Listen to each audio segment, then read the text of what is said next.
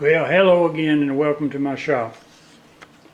This will be my 68th video. It's moving right along. I got like 500 and some odd pencils, so I'm going to make a clock.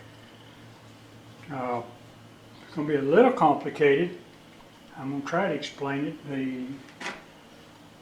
I'm going to use resin naturally. But this is a piece of silverleaf maple. I seem to have a lot of it lately. I've already got a glue block on it right here with the face plate. Okay, what I'm going to do is, first off, this is a piece of walnut. I'm going to take it over to the laser. I've sanded a little bit more, and I'm going to engrave my signature and stuff in there. Now this is going to be the back side. So you see where the red line is? I'm going to whittle that out to where I got this backwards. I guess I could make it like it's supposed to go. This is going to be like right here. So I'm going to whittle that out to where that sits into there, and the back of this will be even with this. So it will sit in here like this right here, all the way. And then this between the two lines is going to be dished out just like a pen, and this will be the outer edge. Now I have something in mind, but I'm not real sure what I'm going to do when I square this out to hold all the pencils. I sort of got an idea how I want to lay them out, but I'm subject to change my mind anytime. And actually, sort of said it wrong. This is the back, but when I flip it over, I'm going to put a tenon right here where this line is to hold for my big jaws. And when I flip it over and get rid of this, I'm going to dish it out here to make like a big old tray right there to hold pencils. And the walnut in the center will show us the center, and that's where the hands will go. So the next step is to go ahead and get the little walnut sanded down to where it's smooth. For some reason my planer wanted to hesitate and dug out some grooves there. And here's another piece of walnut, and I'm going to burn some letters into here and make circular deals, so you don't want to sit here and here and here and here. So that's the plan. So let's get on with it. I've got the main part turned down now, and I've got the walnut insert already engraved right here. I set it on here with a live center. Made sure it was round. There's a hole in there that matches this one. And now I'm going to cut this out just like I was cutting the recess. And it's going to go all the way.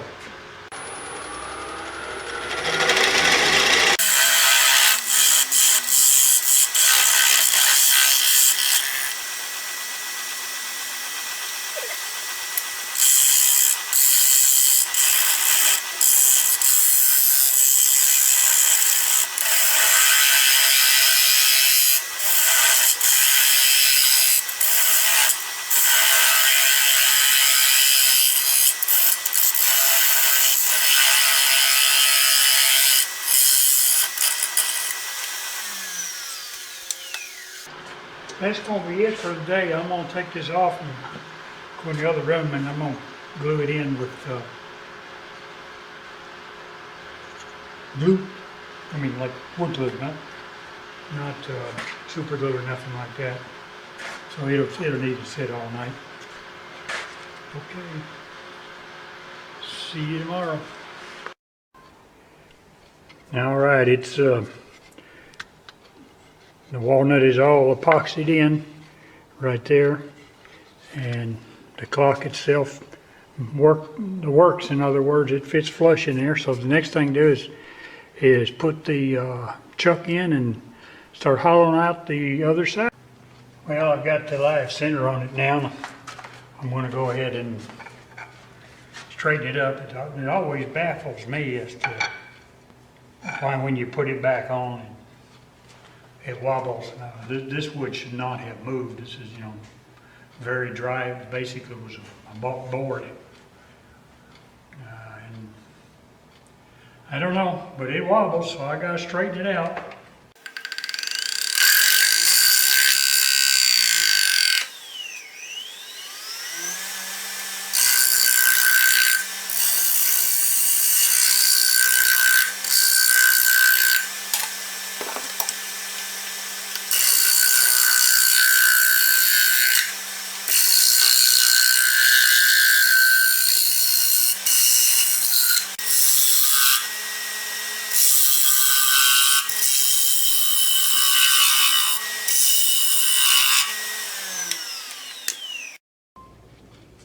Well, I had to stop for a few minutes because I almost cut my walnut out of the center.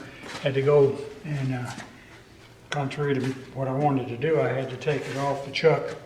I didn't mark it and put it back in the same spot, but I almost cut my walnut out of the center. So I went and super glued it back in with some thick CA. So we ought to be all right now because it's going to be covered with epoxy anyway.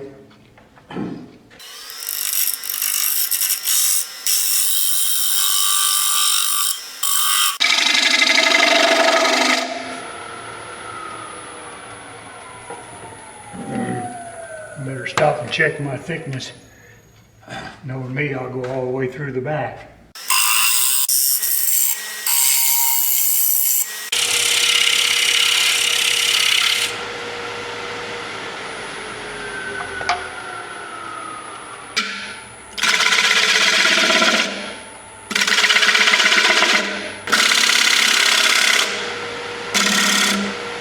Okay, that ought to do it. All right, take it off the lathe now. The next step is I'm going to find me some walnut, some thin strips, and I'm going to put a thin strip on each one of the 4 quadrants there from here to the edge to separate the 4 edges, or 4, 12 o'clock, 3 o'clock, 6 o'clock, 9 o'clock. That's what I mean to say. Okay, catch you when I find the walnut. All right, I've got the little pieces of walnut cut and fitted in. What I'm gonna do now is super glue each one of them in with some thick CA, and I'm gonna leave them there until they sit up real good. And the next step is I'm gonna seal everything and coat it with lacquer.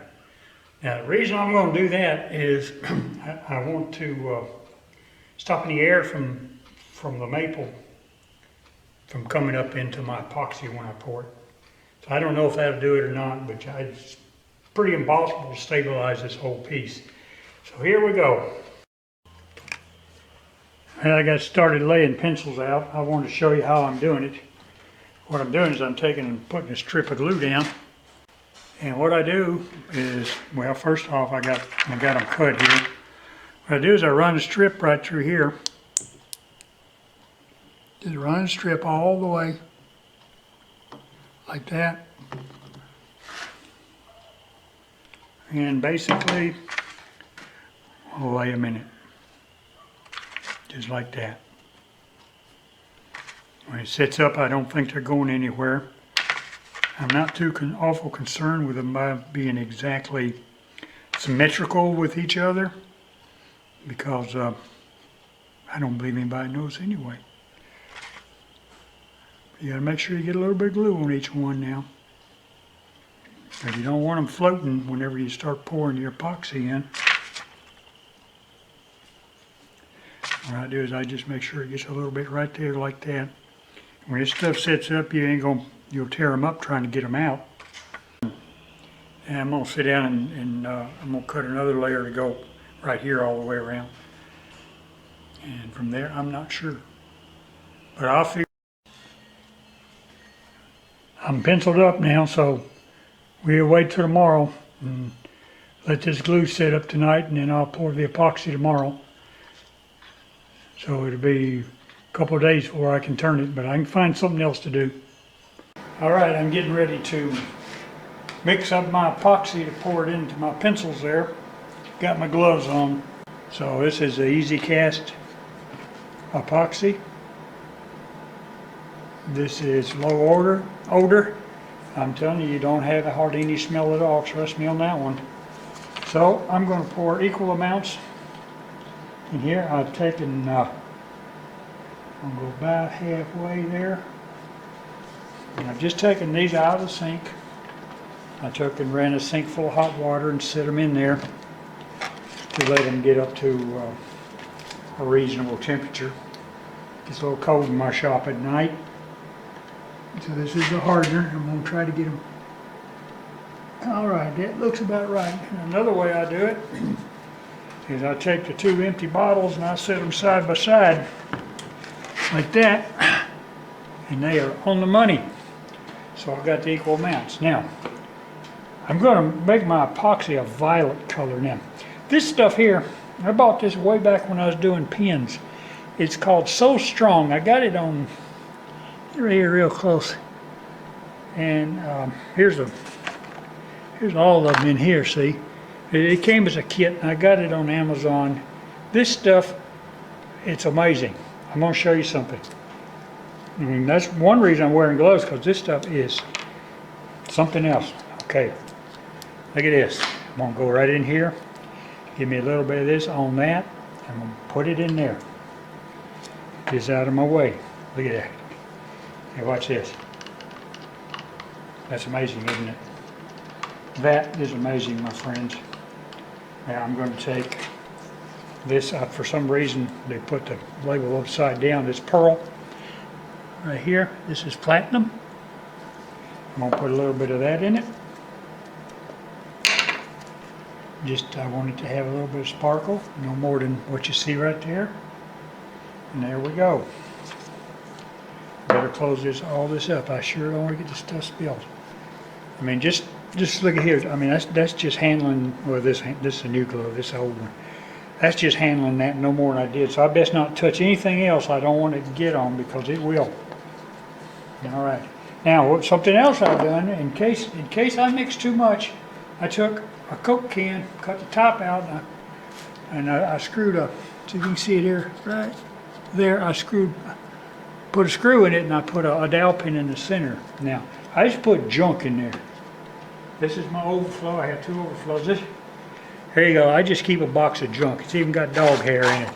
So I just put a bunch of junk, pencil pieces and everything else. And way over there, just in case, I've got a PVC tube for pen blanks. So, because I'm pretty sure I'm going to have to mix a second batch here. That's the beauty of epoxy.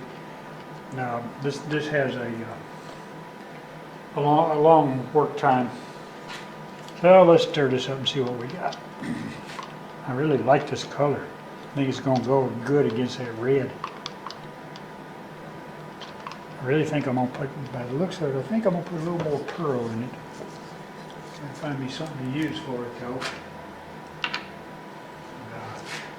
Here's another popsicle stick. Yeah, oops. Didn't seem to have enough in there. I'll put a little more in there. There we go. I want to be able to see the platinum in there. So that was two little popsicle sticks for it. All right. Oh, you can see it now. Isn't that amazing? Look at there. Just look at that stuff. All right. I'm going to pour the hardener in it.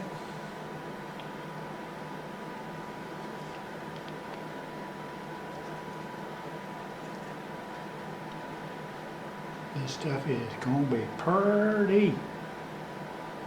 I hope this is the one that works best for me so far. So far I've been like living in bubbles. This time I got on there and I really studied old Brendan Stimp, I think that's his name, tutorials on using epoxy. And I've looked at them good and close, so I'm really going to follow this. Oh, that's pretty. Damn, that's pretty. That platinum pearl really does set it off. Can you see that? This won't be turnable till tomorrow, and that's okay. And I got other things to do. Man, my hands are getting tired. Somebody got a timer going? Is that 2 minutes?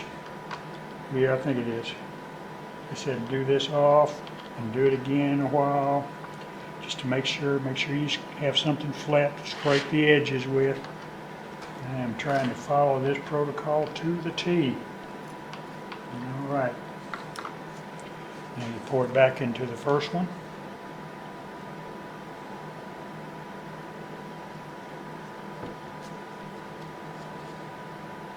That's pretty.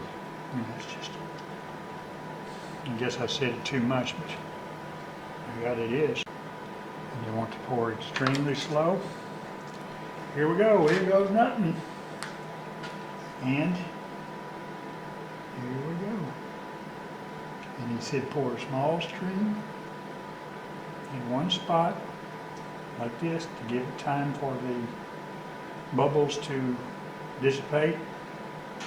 And when you pour it like this, what it does as it moves around, it pushes the air out. You know what? I may have to pour each one separately. Yeah. Well, shoot, because I put these dividers in here, and they're all almost sealed together. Well, shoot, didn't think of that. Always something, isn't it? Over here where you can have a better look at it real quick.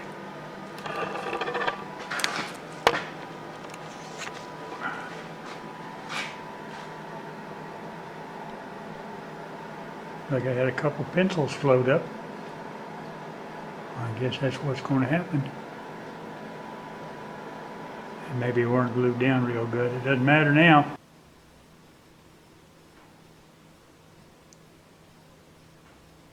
This seems like a good place to stop for the tip of the video. It's the next morning. This is all set up. It's almost a shame to turn that. That's really sort of pretty. But I'll put it on the lathe in a few minutes. But the tip of the video this morning has to do with epoxy. Now I know I have my trouble with epoxies, but not when it comes to gluing things together with it. I think I finally got the bubble situation resolved. But anyway, here's the tip. You know, every once in a while you need to glue something together that is non-porous, like 2 pieces of aluminum or something like that. And you want to use epoxy. Here, this whiteboard right here is a good example. If you put a layer of epoxy in here and you put these two together and you clamp it, it's going to squeeze all your epoxy out. And if it has any kind of void in there at all, then you're going to lose, you know, your bonding, and it's easy to break apart. Okay, here's a little tip that I learned a long time ago when it comes to gluing things, aluminum, because we used to glue skins on airplane wings. So, fishing line. Take a piece of monofilament fishing line, wrap it, just be careful not to overlap it. Now you want your epoxy to be here so to stick. Like that. Alright, I'm just going to assume that, you know, I got my epoxy there. I don't see no sense in putting some up. Then put your other piece on, and it's going to give you, you can squeeze it all you want, you're going to have a little void in there. And that's it. You will not tear that apart. You will tear everything up but that, getting it apart. It works for any non-porous application you have. And there you go. There's 2 other things I failed to mention whenever I was talking about the tip of the video. One is that this is all set up too. It has all my garbage in it. I'm going to make like a pencil cup or something of it. But what intrigued me is that the aluminum on this can is like all sucked in all the way around. That's sort of neat. So I'm going to, you know, after a while when I don't have nothing to do, I'm going to take and saw both ends of this off and turn this off and make something. But the other one is I took my excess epoxy and I poured it in one of these tubes I made for making pen blanks. And you can hold this up to the light and you see there is 0 bubbles in it. My plan is I'm going to take and cut this at an angle here and rough it up with like 36 grit, put it back in here, and the next time I pour epoxy, whatever color I use, I'll pour on top of it until I get enough to make a pen blank. Then you never know, I may break down and make another pen. I hadn't made any in a long time. Not my favorite thing to do, but you know, it's all right. We can do it. So anyway, that's it. So let's try it again. Let's go turn this thing. I've got this mounted on the lathe now. And I'm getting ready to try to turn it a little bit. I went ahead and took the Took the saw and cut off the extra lengths on the pistols that stuck out, because I didn't want to, take a chance of hitting one hard and causing problems. Okay, I'm going to try the round cutter, and I'm gonna whirl this thing up pretty fast and just lightly come in here and see what happens. I may have to wait till tomorrow, because it does say it takes up to like 72 hours for this to cure out completely, and that's probably an optimum position. Conditions, like 70 degrees or so forth, and I don't heat the shop at night, and this was out here all night, and it did get down, outside got down into the 30s, it probably got into the 60s here. So we're going to see what happens. We may have to abandon it for today and take off on something else, but we'll just see what happens, and if it looks a little iffy, I'll quit till tomorrow or the next day. So let's give her a whirl.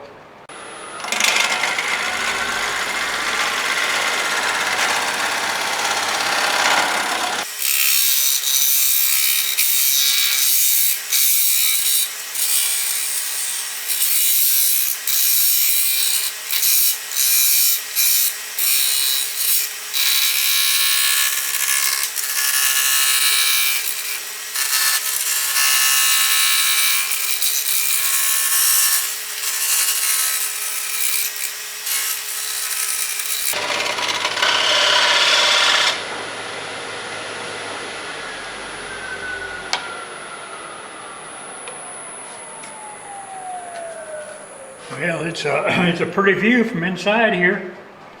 All that pretty purple hanging up out there. I think I'm going to save some of them. Set them over here. I might find a use for them. My goodness. Let's see what we got. All right. Well, actually, it looks like it's doing pretty good. It's not chipping out any, so let's give it some more. I had a little catch right there, boy. I don't know why that happened. I have to put a little something in. I might as well go ahead and fix that right now. I'll be back. I'm going to go ahead and get some CA glue and sawdust and go ahead and fix that while I'm at it. Better to do it right now than let it get worse. So I'll catch you in a minute. Turn this about 1,000 RPM. I may put the other belt on. See how this holds up.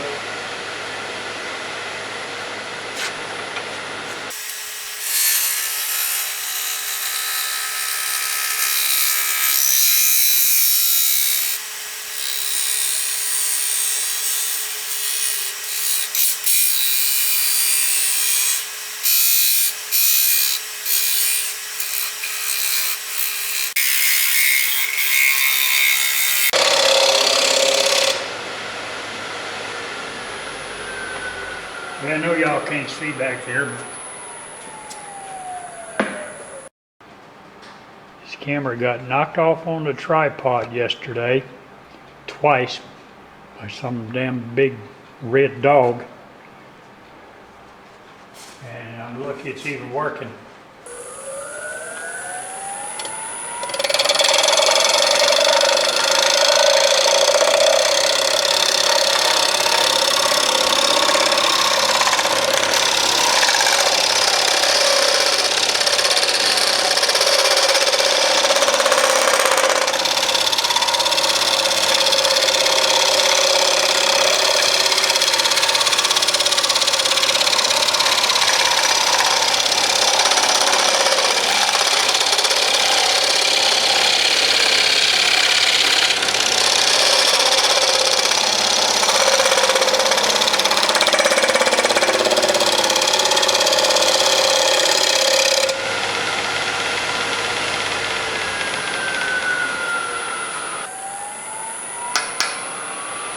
When you get off the rest like this, what's important is that you really hold your tool down on the rest. Really put some down pressure on it right here.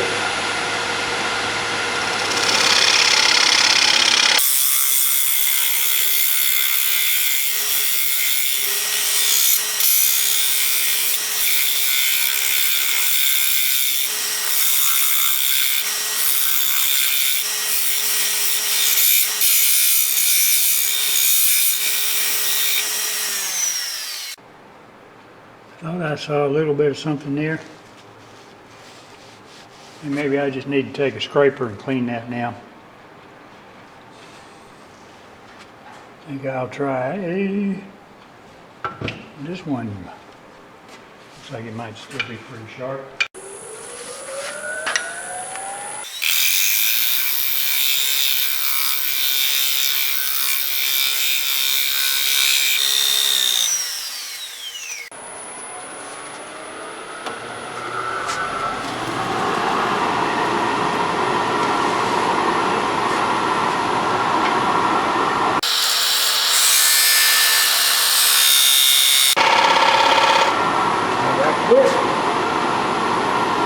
Can't see.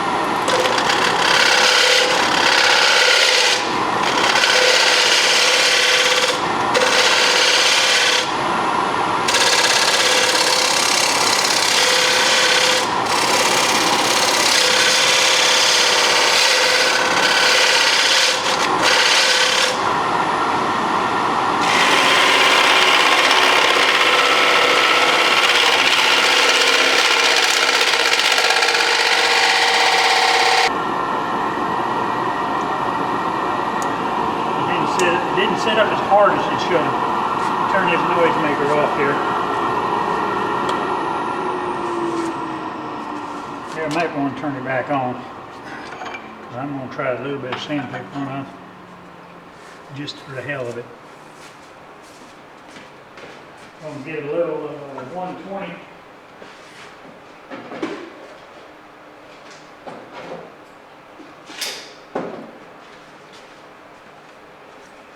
Using this more for effect than anything, just to see how it does. Now I get this back on.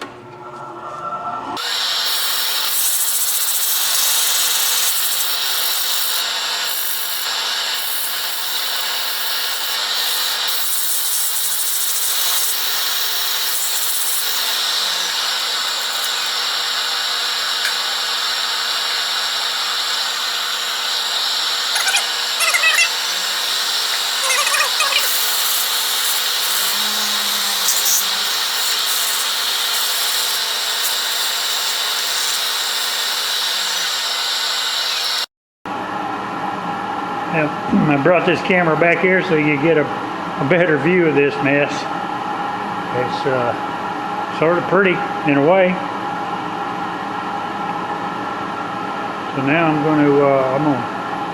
going to take the tailstock off and sand the center a little bit, and then I'm going to go take it off and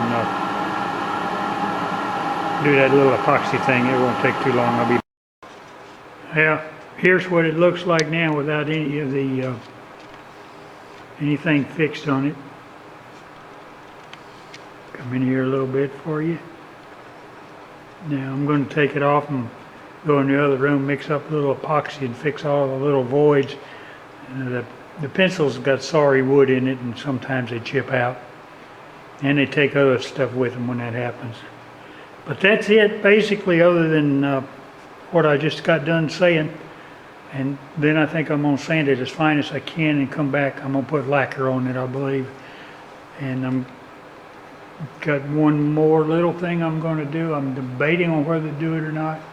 Debating on where to burn those 4 numbers into it with the laser. We'll see. I'll think about it.